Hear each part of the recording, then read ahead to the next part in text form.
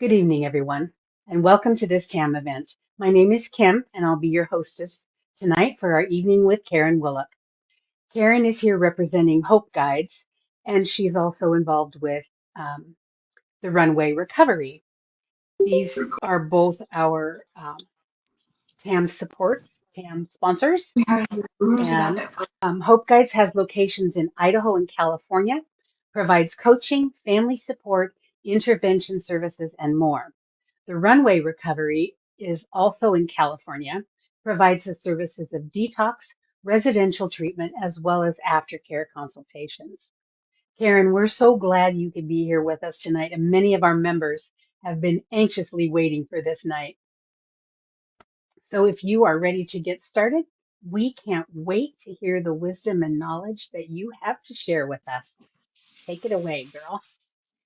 All right. Well, thank you first for inviting me, and hello to all the moms here. Let me just a little bit of background. I'm 74. I've worked in the addiction field starting in 1984, and have worked at many different agencies. I retired from Serenity Lane in 2016 and went to work with Treehouse and Wisdom and Recovery, and eventually Hope Guides, and and I do a little private practice, and I do a little bit of uh, investigating ethical complaints with my licensing board. So that's the professional side. The personal side, I'm the mother of 3 addicts. Um, they range in age from um, David, who's 54. He was born addicted to heroin because I was also an addict. And then Joe and Pete, who actually I was just shocked to hear. I don't know why I wasn't thinking that um, this was true, but Joe, who is turning 37, is my next child, and then my son Pete is turning 34. All 3 of them are addicts. Joe and David addicted to heroin, and Pete addicted to uh, marijuana, and also has used cocaine in the past. He also suffers from a mental illness. Um, so that's why I'm here. What I learned and what I know about codependency and the painful reality of addiction in the family has very little to do with what I've learned from a book, and very much what I've learned by living this. I actually texted. So my oldest son, David, is in recovery. He has been sober almost 15 years now. Uh, Joe got into recovery 5 years ago, a little over 5 years ago, and he is in works for Hope Guides. Actually, he's one of the mentors up here in Portland. He works for a agency that offers help to people coming out of prisons here, um, which is amazing since he hadn't worked a day in his life until 5 years ago. Um, and then my youngest son, Pete, is very addicted to marijuana, grows it and smokes it, and also suffers, like I said, and he's still currently in his addiction. He is on medications for his mental health, which actually mental illness and drug addiction and alcoholism are pretty much in the same camp. I can be as enabling and as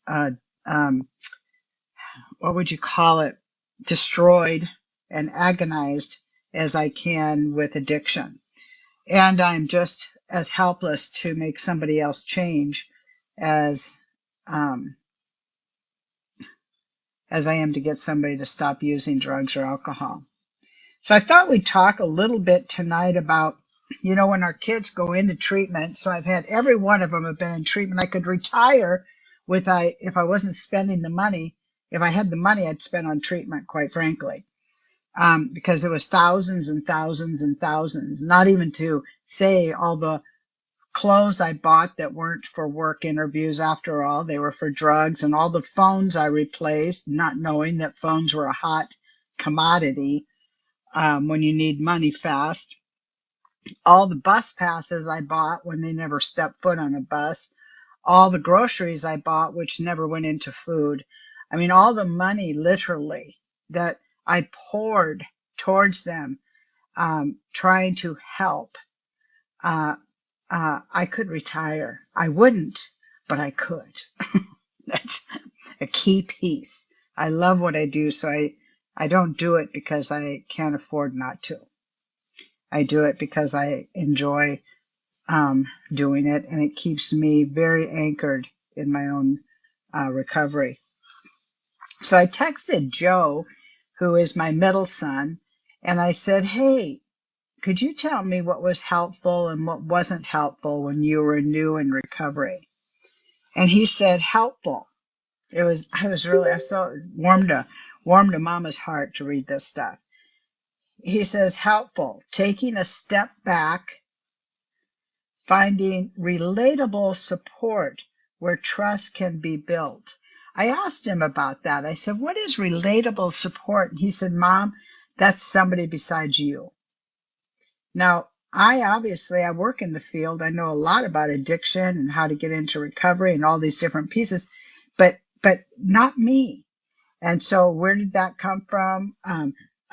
There's lots of mentoring agencies. Hope Guides is one of those. They mentor kids. Yeah, I call them kids because everybody under 40 is a kid to me. But we're talking about adult children. So they mentor, and sober living. Anybody but me is what a reliable and relatable support is. Supporting with basic needs when showing a track record of being on the right track. I thought, because I was willing to help with basic needs no matter what track they were on, quite frankly. And then just spending family time together, not always discussing the mistakes of the past, and making new positive memories. And I thought, oh yeah, that's a big thing for us, to make new positive memories. Giving the opportunity to build an independent life. One of the problems I had, and maybe you have too, is that I would solve a problem before they ever voiced it. So I already knew what they needed to do, and so I was jumping in trying to solve the problem before they ever asked for help, before they ever mentioned anything. And all they had to do was mention barely something, and I launched into doing it. And so when I read this, give the opportunity to build an independent life, creating a little distance by suggesting communal sober living, supporting the beginning of that journey by letting me create some independence and pride by paying for my own life. Then he wrote, not so helpful, making using easy. Mom, enabling when I was being destructive, all that did was prolong my behavior and make it so that it was never uncomfortable enough to want to change. I'm going to read that again because that one really hit me in my heart. Making using easy, enabling Mom when I was being destructive, prolonged the behavior and makes it so it's not uncomfortable enough there to want to change. So I call that a soft landing place. And the hardest, I remember one time Joe called me when I had kicked him out of the house for using, and he called me sobbing And I remember getting out of my car. I told him no, he could not come home, that I would help him get into treatment, but he could not come home. And he hung up on me after he yelled and cried and screamed. And I got out of my car and I threw up. That is how hard it was to say no. That is how hard it is for us to say, I can't do this. And so when I read that, what I realized, and maybe you have too, or in that process, is realizing that the reasons I said yes, even though I knew it wasn't the thing to do, was because it was so painful to watch and do nothing. It was my pain I was taking away every time I reached out to be helpful without being asked. That is my golden rule in my life right now. If they don't ask, I don't offer. And if they do ask, I take time to think about it and talk to my people. I don't launch anymore. Paying for everything, enabling me to not become independent. I kept them dependent by taking care of everything. Over-involvement. Addiction is shameful enough, Mom.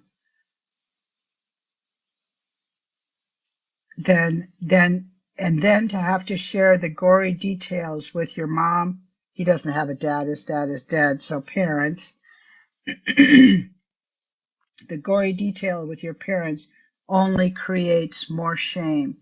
It's like I had to know everything. I kept asking. And he said, but expressing pride and happiness with my positive choices always feels so good. I thought that was really impactful for me, in it kind of my own inventory, right? Because my behaviors are the only thing I have control over. So when my kid is getting out of treatment, this is what I had to do. I had to remind myself that less is better. I don't need to drill him with 100 questions. He couldn't have possibly missed me because I texted so many times. They can't miss me because I was texting with what I call phishing, where I would throw out this one, hope you're having a good day. What I was checking was to see what they said when they wrote back, because I could sense or make a story out of anything. So what I can do with, if I really want to do something, which I really did, because I remember when I came to the end of myself, so to speak, with Joe. He was the one that brought me to my knees. And this was like, gosh, I want to say maybe 14 or 15 years ago now. He hadn't been in touch with me for a lot of years. I knew he wasn't dead because he'd been arrested enough times for me that I know the cops would get a hold of me. I could tell when he was arrested. There's an app. We're the only people that know there's an app that'll tell you if your kid's in jail. And so I knew he wasn't dead, but I had no contact with him. And I had gone to a church actually out in Wilsonville, and which I didn't go very often back then, but I went to this church and I noticed it had a graveyard. And I had never noticed that before. And I had been going down and down and down in my what I call my unmanageability. I was obsessed with what was going on with him. Every thought in my mind had to do with him. I was abandoning and not paying attention to the people who were in my life. I was barely doing my job. I was crazy obsessed with what was going, and thinking, not sleeping at night, trying to figure out how to find him. And this particular night when I laid in bed, I realized that I could bury him. And I thought, oh my God, God's trying to tell me that I need to know where there's a graveyard. And that was my emotional physical, spiritual, mental bottom, where the agony of being obsessed with him got big enough and heavy enough for me to say, I give. And this is what that sounded like. I can't stop this disease. With everything I know, with everything I could do, I have no control. And that was the beginning for me. And he still continued to use. I mean, it wasn't like magic. There is no magic with this disease. But I did start learning. I started studying. I started reading. I started looking. I found people who were like me. And I learned this, that, there's all these definitions for codependency. And this is my definition: chronic abandonment of self. That is codependency in a nutshell. I chronically abandon taking care of the one person I have any control over, me. And I began to realize that although he was using substances, I had my drugs too. My drugs were things like, and I couldn't stop using them any more than he could stop using drugs, like control, like drama. And the fear and the terror was a drug. The shame. Other people's kids are doing wonderful things. I'm just hoping mine don't overdose or go to prison forever. Blame. Blaming their dad. He died. He committed suicide. Blaming the girlfriend. Oh my God. I blame so many girlfriends, it's ridiculous. The guilt. If I hadn't, if I would have, if I'd been. Gossiping. I would gossip with other family members about him or the other two. Or I would talk to the other two kids about him, or I'd talk to him about them. There's no talking in my family about people who aren't in the room anymore. Gossip is such a triangle in a family. And what I was looking for was support and comfort, and I needed to find that someplace besides my family, because I was impacting them as well. So gossip for me was a drug too. It gave me some relief because I would talk about it, and I'd get some relief. Remember, when I'm using drugs, if a person uses drugs, they get the thought and then the action and then relief. The same thing happens to me when I think I'm in control, when I think I'm fixing something, when I lay in bed at night and organize their life, when I get on the phone and see if they're up still, because of course they're on my phone plan, when I would check the different sources to see if they'd been arrested, I was getting my fix. I was getting my relief. Self-pity was another one. Why me? Drug addiction, just like everything else, is pretty random. It hits some families, not others. It's random. And anger. I wasn't the loving addict. Um, uh, I didn't, I would punish you. I would withdraw my love if you didn't do what I wanted. And I was a big fat victim. I hate to say it like that, but that's that. As a matter of fact, I apologize for that. I was in that victim stance all the time. And people pleasing, trying to keep everybody happy. I was acting like I was paying attention over here when I was really thinking about what was going on over here.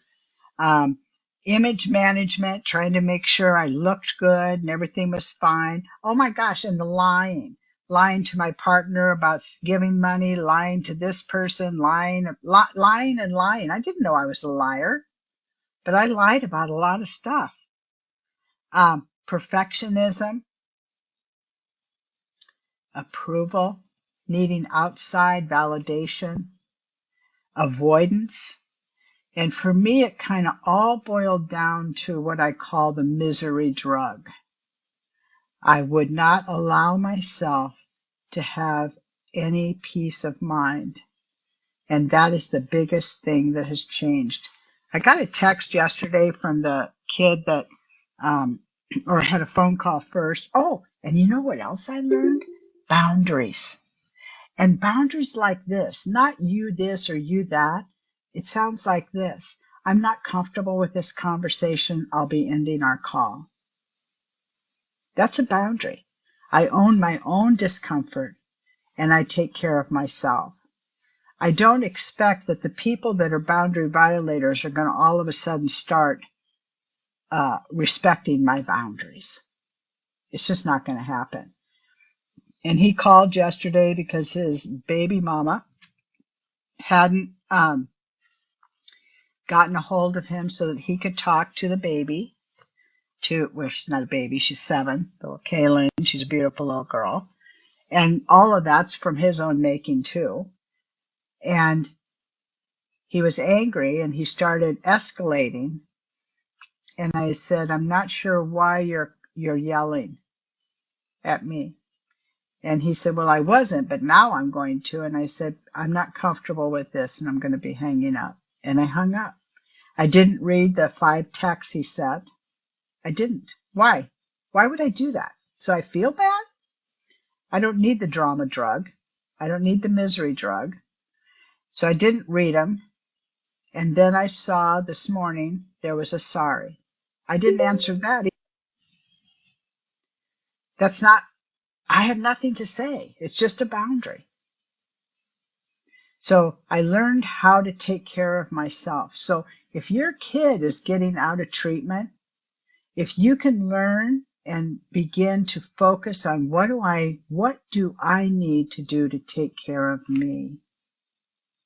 Because when you do that, you're going to be more available for them. And find the other thing that helped me is I have a sponsor in CODA. I go to Codependence Anonymous for me because their third tradition is healthy relationships. And I want a healthy relationship first with myself and then with everyone else. And so the focus isn't on the drug addict or the alcoholic. The focus is on me, and I get to learn about me. I read books like a crazy person. I love books. I listen to an app at night that's called Nothing Much Happens that tells you it's based in neuroscience, which I have a tremendous respect for, which helps me cut off that part of my brain that obsesses and gets me into the part of my brain that just listens. There's a book I'd like to suggest. It's called Living in the Solution by Berta LaRue. It's the best, most up-to-date book I've read on me. I have read 1,000,000 books on them, and I can't change one thing. No wonder I was angry and frustrated. I was trying to change something I could not. So if your person's getting out of treatment, what I would suggest is that you ask them how you could support them and really listen. That means we close our mouth and we listen. We listen to what they say. And this is a guideline I use, listen for a reasonable recovery request. An adult child coming home to live with me will never be successful. I've tried it. Sober living and finding other and helping other people. If one of my kids relapsed, I would in a heartbeat get a hold of Hope Guides because I am useless. I could help your kids. I'm useless with mine. We lose all of our ability when it's our family member. It took me a lifetime to learn that. I will tell you that in spite of the fact that one of them is still in their disease, and I was sometimes we get these random thoughts, like I was at Joe's baby's first birthday on Saturday, and all of a sudden the thought pops into my head, what if he relapses? And I said, Karen, Karen, Karen, we're not going down that slippery slope right now. Do you hear that? That was my misery drug coming in to steal my joy. I have control of that. And I said, if that happens, I will deal with it when it happens. I have spent a lifetime dealing with things that weren't happening yet. A lifetime. And I won't do it anymore. I will take care of myself so that if something happens, I will be in my best self to deal with it. I'm trying to think. I think that's, if I have anything else. One night, what we might talk about is boundaries. That's a big topic all by itself. So just in a nutshell, and she covers it in her book, the um, Living in a Solution book, that there's 3 boundaries that I write my boundaries out and I run them by somebody else before I ever deliver them. I never assume I know what I'm doing because my need to take care of overrides my good sense sometimes. So I get a support group and I have those people. I run my stuff I talked to my sponsor this morning about the conversation with Pete. Do you think that was appropriate to end that conversation? And so I run my stuff by somebody. So there's 3 boundaries. The first one is, it hurts when you, let me think here. I hurt when you step on my toes, please stop. I've asked you to stop stepping on my toes. If this continues, I may have to limit my time with you. The third one is, I'm angry, I feel angry, and I'm not going to talk with you. I'm not going to be in a room with you where you can continue to step on my toes. So what we do is, and this is where boundaries break down, I have to be willing to do what I say. And Pete knows that if he starts escalating and yelling, I'm going to end the conversation because we've had that conversation. I'm not going to, what do you call it, amputate him or never talk to him again, but I do not expose myself to anybody anymore who's ranting, is what I call it. When they're in such reactivity that they're just spewing words. I don't care if it's at work. I don't care if it's my kid. I don't care what. I won't do that anymore. And the good news is I don't have to be angry or upset. I'm not comfortable with this, and I'm going to be ending this call.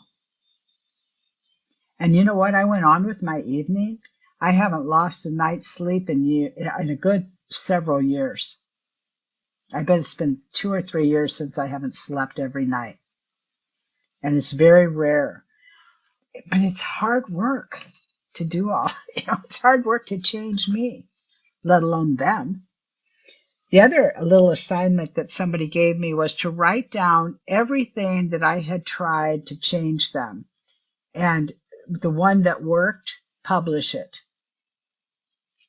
And I'll tell you, the only thing that changed anybody was me changing myself. Because I learned how to take hands off, pays off. I learned how to less is better. I learned that wellness begins with we and illness begins with I. I'm better off when I'm around my people. And I make sure my people are headed in a direction that's helpful to me too.